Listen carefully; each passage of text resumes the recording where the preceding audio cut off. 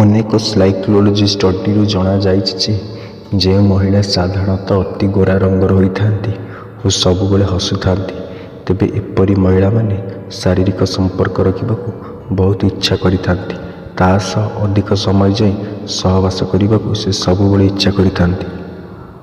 ମହିଳାମାନଙ୍କ ଋତୁସ୍ରାବ ପୂର୍ବରୁ ସେମାନେ ବହୁତ ଖୁସି ଅନୁଭବ କରିଥାନ୍ତି, କାରଣ ସେହି ସମୟରେ ମହିଳାମାନଙ୍କ ଗୁପ୍ତାଙ୍ଗ ଚାରିପଟେ ରକ୍ତ ସଞ୍ଚାଳନ ବହୁତ ବଢ଼ିଯାଏ, ଯାହାଦ୍ୱାରା ସେ ଖୁସି ଅନୁଭବ କରିଥାନ୍ତି। ଆଜିର ସମୟରେ ଯେକୌଣସି ପୁରୁଷ ନିଜର ସ୍ତ୍ରୀ ଥିବା ସତ୍ତ୍ୱେ ଅନ୍ୟ ମହିଳାଙ୍କ ପ୍ରତି ଗୋଡ଼ାଉଛନ୍ତି, ତେବେ ସେହି ପୁରୁଷ କାମୁକ କିମ୍ବା ସ୍ତ୍ରୀଙ୍କୁ ଶାନ୍ତି ହୋଇପାରୁନାହାନ୍ତି। ବହୁତ ପୁରୁଷ ଛୋଟ ସ୍ତନ ଥିବା ମହିଳାଙ୍କୁ ପସନ୍ଦ କରିଥାନ୍ତି, ତେବେ ଏଠାରେ ଷ୍ଟଡି କହୁଛି ଯେ ଏହି ପୁରୁଷମାନେ କମ୍ କାମୁକ ହୋଇଥାନ୍ତି। କିନ୍ତୁ ଏଥିରେ ଭିନ୍ନ ଭିନ୍ନ ମତ ରହିଛି।